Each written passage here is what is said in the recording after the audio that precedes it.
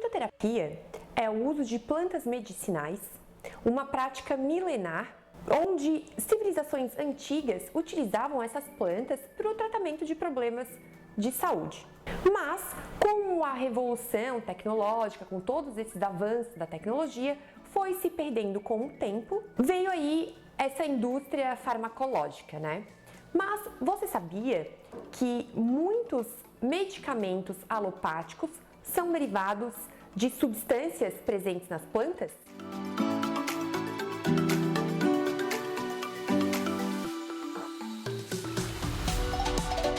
Bom, com o maior interesse e procura por opções naturais, estimulou aí uma série de pesquisas científicas que evidenciaram o uso terapêutico dessas plantas medicinais.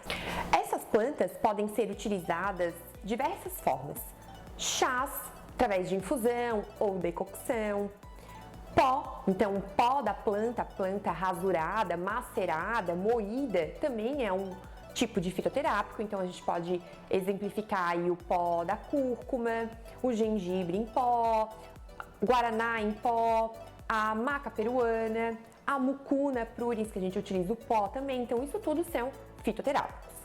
As tinturas também é uma forma farmacêutica do uso dessas plantas medicinais. Normalmente é feita uma extração à base de álcool de cereais.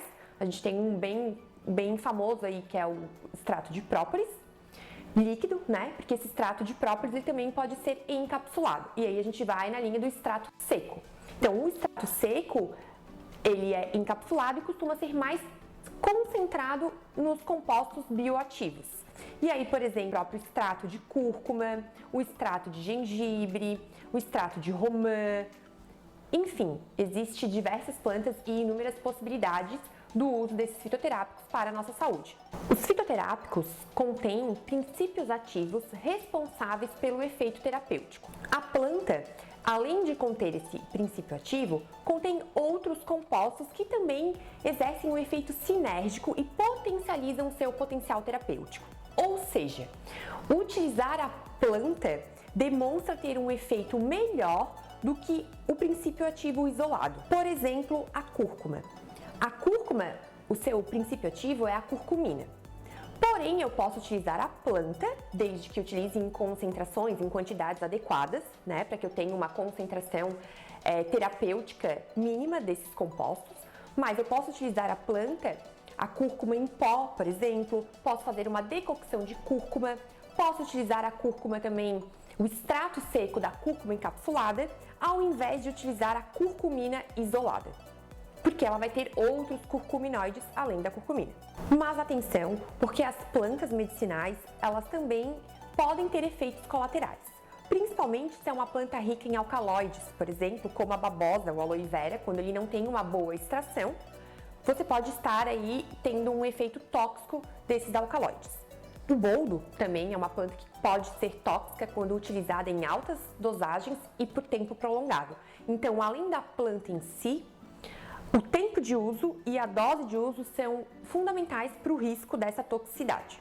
Então, é importante que você tenha uma orientação e uma prescrição de um profissional de saúde habilitado. No preparo de um chá, é importante que você saiba qual a parte da planta que é utilizada. Por exemplo, quando a gente utiliza a cúrcuma, é usado o rizoma da cúrcuma, assim como o gengibre. Quando nós utilizamos a camomila, por exemplo, utiliza-se a flor da camomila. O maracujá, a folha do maracujá. A cavalinha, o caule da planta. Então é importante saber qual a parte da planta que exerce o efeito terapêutico, porque é nessa porção da planta que eu vou ter maior concentração dos compostos bioativos responsáveis pelos efeitos terapêuticos. No geral, as partes moles da planta, por exemplo, as folhas e as flores, devem ser preparadas por infusão, e as partes mais duras por decocção. E aí a gente está falando do próprio rizoma, do caule, raiz, que devem ser fervidas para ter uma melhor extração desses compostos bioativos. Aqui nós temos 3 exemplos de plantas. Essas são as flores de hibisco, anis estrelado e as folhas de capim-limão. O hibisco tem um efeito antioxidante excelente, diurético e auxilia no controle da pressão arterial. O anis estrelado, ele é ótimo para digestão, é carminativo, favorece a redução de gases. Então ele vai auxiliar na redução daquela distensão, daquele inchaço abdominal. Esse aqui, que é o capim-limão, ele é mais tranquilizante. Então também pode ser utilizado durante o dia, em caso de ansiedade, por exemplo, mas também à noite para auxiliar na melhora da qualidade do sono. Então agora nós vamos preparar uma infusão. Esse chazinho ele é diurético, digestivo e tranquilizante. É importante que você não utilize plástico, nem alumínio. Então sempre dá preferência para vidro, porcelana ou aço inox, porque o plástico e o alumínio contaminam, né? Aqui normalmente eu tô fazendo no olho, mas a gente utiliza uma colher de sopa para 200 ml de água, que dá em torno de uma xícara. Aqui vai 500 ml de água, então acabou que tem uma concentração um pouco maior das plantas. A água quente, que é importante. E aí, para infusão, é importante tampar, né? Para manter os compostos voláteis. E aí, aqui essa infusão fica em torno de 10 minutinhos. Depois de 10 minutinhos de infusão, é só servir o chá. Lembrando que o chá ele pode ser consumido até 24 horas após o preparo. O ideal até 12 horas. Você pode armazenar em uma garrafa térmica ou beber ele gelado, desde que você não reaqueça esse chá. No meu método Reprogramação Metabólica, eu recomendo blends de chás para o dia e para a noite, de acordo com a fase da dieta, para potencializar todos os resultados das estratégias nutricionais. E ainda, você vai ter acesso a um e-book exclusivo de chás medicinais. Então, para acompanhar as novidades do meu método Reprogramação Metabólica, acompanhe as minhas redes sociais, que vai ser incrível. Se você quer ser protagonista da sua saúde, entender o seu metabolismo de forma simplificada e tornar a alimentação sua aliada nesse processo, você precisa do meu livro Nutrição para a Vida, o livro de reeducação alimentar.